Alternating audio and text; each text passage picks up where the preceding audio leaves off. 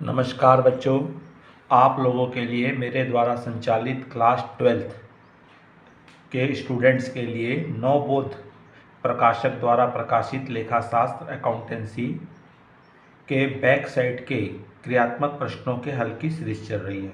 इसी क्रम में हम देख रहे हैं चैप्टर नंबर 6 साझेदारी फर्म का विघटन, डिसोल्यूशन ऑफ पार्टनरशिप फर्म, जिसमें हम देख रहे हैं कंप्लीट सवाल, कंप्लीट क्वेश्चन देखेंगे 14A, जिसमें आपको रियलाइजेशन अकाउंट, कैपिटल अकाउंट और साथ में आपको क्या बोला है, बैंक अकाउंट की बनाने के लिए कहा है। जो प्रश्न आपको एग्ज़ाम में 9 नंबर 8 नंबर के क्वेश्चंस में सीजी में आएगा और सीबीएसई में भी 6 नंबर के प्रश्न में फुल क्वेश्चंस पूछता है।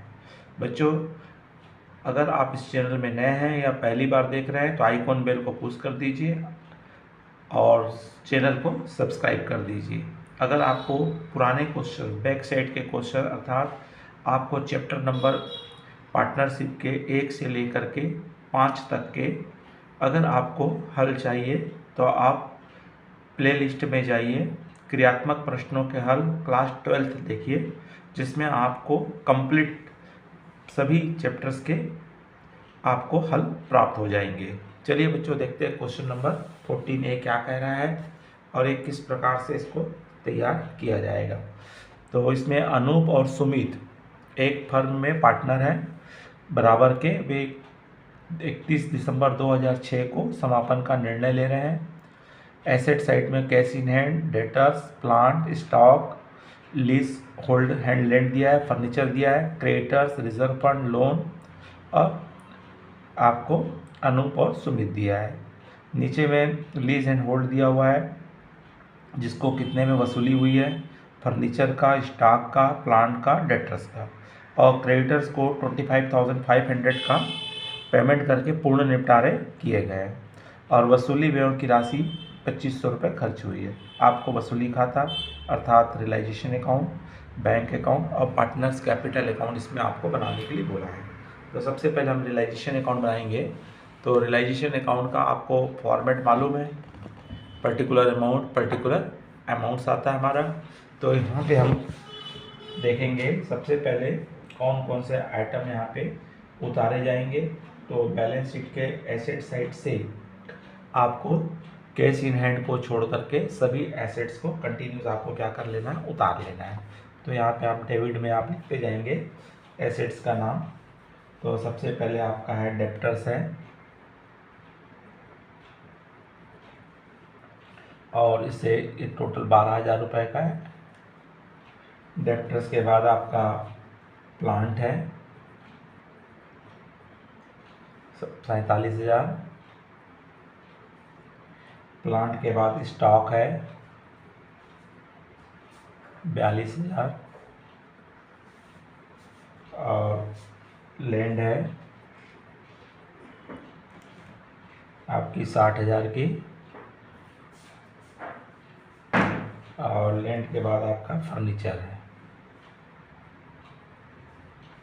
आपका 25,000 का है। तो इन सब का आप एडजस्ट का टोटल करोगे तो आपको 1,86,000 रुपीज़ के एसेट को रियलाइजेशन अकाउंट में हमने क्या कर दिए, ट्रांसफर कर दिए। अब क्रेडिट साइड से आएंगे आप एक्सटर्नल लाइबिलिटीज़ को। तो लाइबिलिटीज़ में हमारा है मेन, हमारा 2 आएगा, क्रेडिटर्स आएगा और लोन आएगा। क्रेडिटर्स है 27,000 और केवल लोन बोला है, मतलब एक्सटर्नल है, पार्टनर्स लोन नहीं है ये, 40,000। तो 2 आइटम हमारे एक्सटर्नल थे, इन दोनों को भी टोटल करके आप क्रेडिट में लिख सकते हैं 47,000।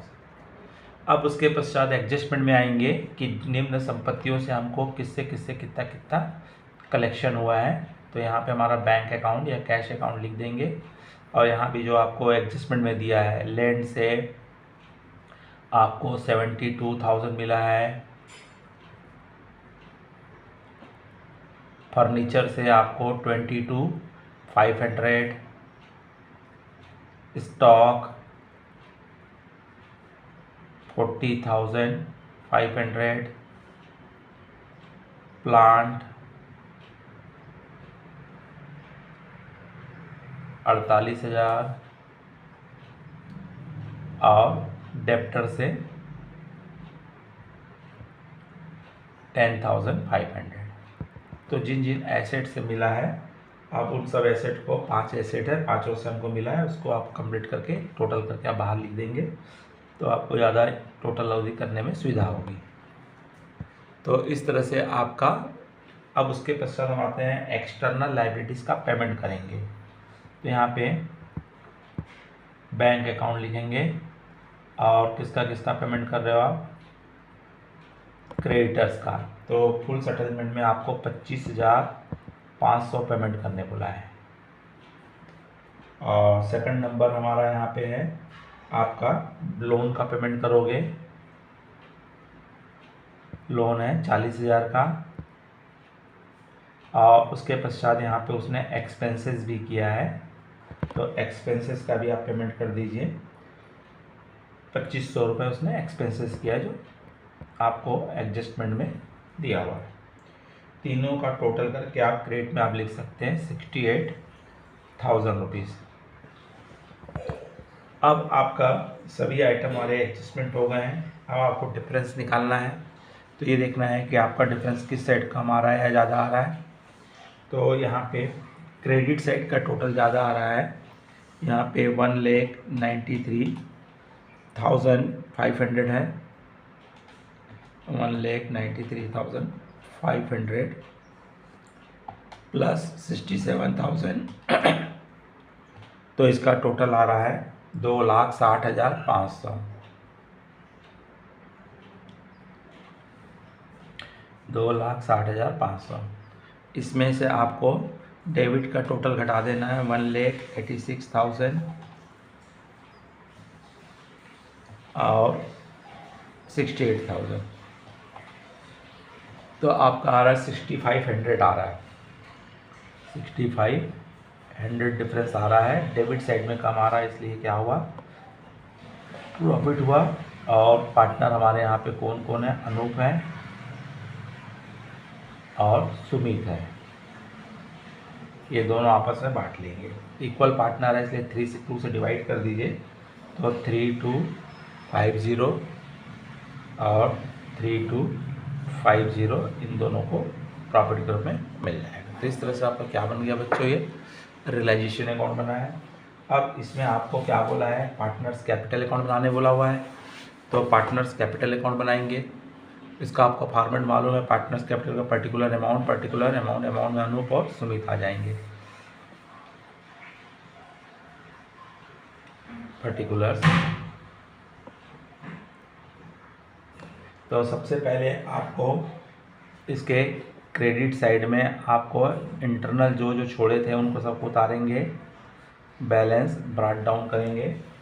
तो बैलेंस ब्रॉट डाउन में हमारा आ जाएगा, दोनों की कैपिटल आपको बैलेंस शीट के लायबिलिटीज में जो है, दोनों की कैपिटल 60,000 है। और उसके पश्चात यहाँ पे आपको रिजर्व फंड दिया हुआ है,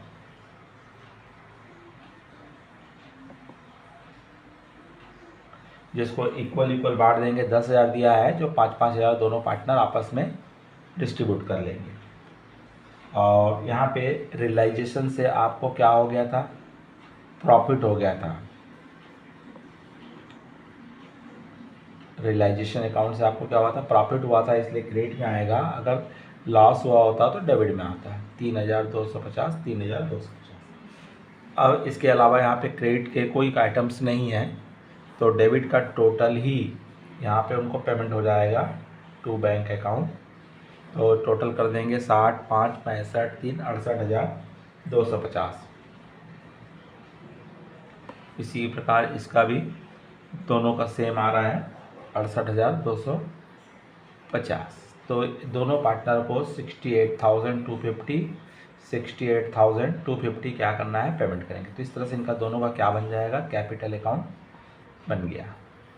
अब कैपिटल अकाउंट बन गया तो साथ में इसमें बैंक अकाउंट भी हमको बनाने बोला है, तो बैंक अकाउंट बनाएंगे। तो बैंक अकाउंट का फॉर्मेट होता है पर्टिकुलर अमाउंट। सबसे पहले आप देखिए, डेबिट साइड में आपका बैलेंस शीट के एसेट साइड में कैश इन हैंड या कैश एट बैंक दिया होता है, तो कैश इन हैंड दिया हुआ है। तो सबसे पहले आपको कैश इन हैंड को बैलेंस पे उतारेंगे। LNSBD जो क्या है आपका कैश इन हैंड है, जो कहाँ दिया आपको बैलेंस शीट के एसेट साइड में दिया हुआ है 11,000, आपको 11,000 रुपये दिया हुआ है। अब उसके पश्चात जिन जिन एसेट को आपने बेचे थे तो डेबिट साइड में आपको रियलाइजेशन अकाउंट बोल करके उन एसेट्स का नाम और अमाउंट को आपको लिखना है। तो आपने लैंड 72,000 रुपये आपने वहाँ लिखे हो, आपके रियलाइजेशन अकाउंट में दिया हुआ सब क्रेडिट साइड में। फर्नीचर, स्टॉक, इन सब संपत्तियों को हम रियलाइज़ किए थे, बेचे थे 40,500। प्लांट 48,000 और डेप्टर्स से आपको मिला था 10,500। तो इस तरह से आपको इनसे 1,93,500 रुपये कलेक्ट हुआ था। अब क्रेडिट साइड में आप पेमेंट किए थे रियलाइजेशन अकाउंट, आपने क्रेडिटर को पेमेंट किए थे, लोन का पेमेंट किए थे और एक्सपेंसेस का पेमेंट किए थे। 25,500 आपने क्रेडिटर्स का पेमेंट किए थे और आपने 40,000 रुपये लोन का पेमेंट किए और 2,500 रुपये एक्सपेंसेस। तो कुल आपने 68,000 रुपीज़ लाइबिलिटीज़ का पेमेंट किए थे। उसके पश्चात आपने पार्टनर्स का जो बैलेंस आया था अनूप और कैपिटल का, उसको पेमेंट कर देंगे। तो अनूप और सुमित